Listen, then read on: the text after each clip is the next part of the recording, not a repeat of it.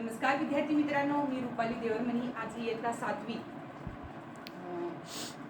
संतवाणी 21वी कविता संतवाणी या कवितेबद्दल आपण माहिती पाहणार आहोत. अभंग आहे हा संतवाणी.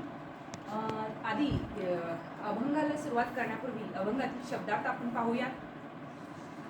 संत नरहरी सोनार यांचं अभंग असून दैवत म्हणजे देवता किंवा परमेश्वर, महापर्वे म्हणजे महापर्व, गजर म्हणजे घोष, पताका म्हणजे झेंडे, मुखी म्हणजे तोंडाने, नामामृत म्हणजे विठ्ठलाचे नाम हेच अमृत, काला म्हणजे एकत्र करणे किंवा मिश्रण, बिंबला म्हणजे ठसला, व्रतनेमी म्हणजे नित्य नियमाने किंवा व्रतस्थ वृत्तीने असा होतो.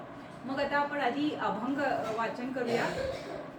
पंढरी नगरी दैवत श्री हरी, जाती वारकरी व्रत नेमी, आषाढी कार्तिकी महापर्वी थोर, भजनाचा गजर करीती ते साधू संत थोर, पताकांचा भार, मुखी तो उच्चार नामामृत, आनंदाचा काला गोपाळ काला केला, हृदयी बिंबला नरहरी.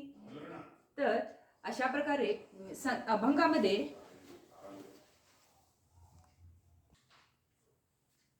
तर पंढरी नगरी दैवत श्रीहरी, जाती वारकरी व्रतनेमी, म्हणजे पंढरीच्या तीर्थक्षेत्री श्री विठ्ठल माझे आराध्य दैवत आहे.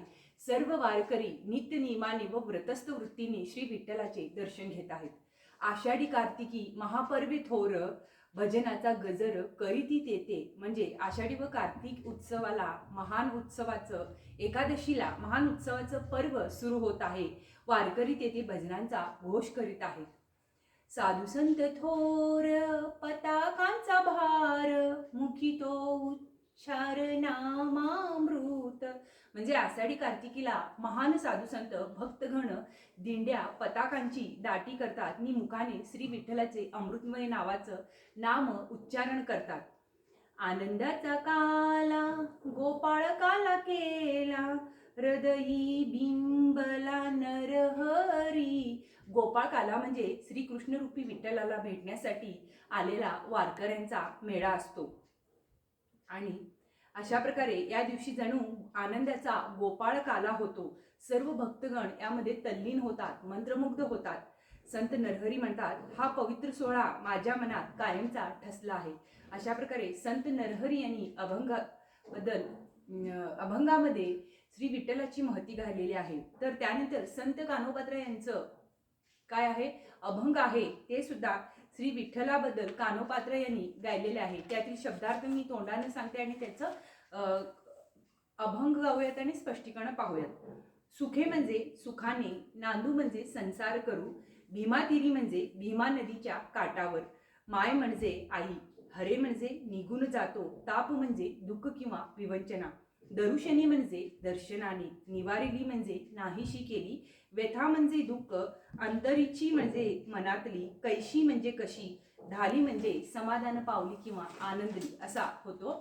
तर कान्होपात्रा यांचं अभंग पाहूयात. माझे माहेर पंढरी, सुखी नांदू भीमा तीरी, येते आहे माय बाप, हरे ताप दरुशने, निवारिली तळमळ चिंता, गेली व्यथा अंतरीची, कैशी विठेवरी शोभली, पाहुणी कानोपात्र धाली, माझे माहेर पंढरी, सुखे नांदू भीमा तीरी, म्हणजे पंढरपूर हे माझे माहेर आहे. चंद्रभागेचे काठी मी सुखाने नांदते आहे. येथे आहे माझे मायबाप, हरे ताप दरुशनी, म्हणजे पंढरीला माझे आई वडील आहेत. त्यांच्या दर्शनाने मी माझी सगळी विवंचना किंवा दुःख संपून जाते. निवारिली तळमळ चिंता, गेली व्यथा अंतरीची, म्हणजे श्री विठ्ठलाने माझी चिंता, वेदना, अस्वस्थता घालून दिली आहे आणि माझे मनातले सारे दुःख दूर झालेले आहेत.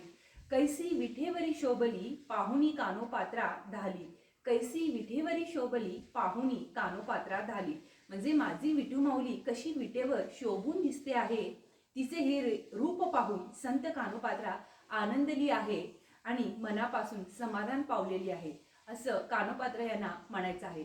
इथं आपलं दोन्ही अभंगाचा अर्थ स्पष्टीकरण केलेलं आहे. अशाच प्रकारे व्हिडिओ पाहत राहा, लाईक करा, शेअर करा, सबस्क्राईब करा.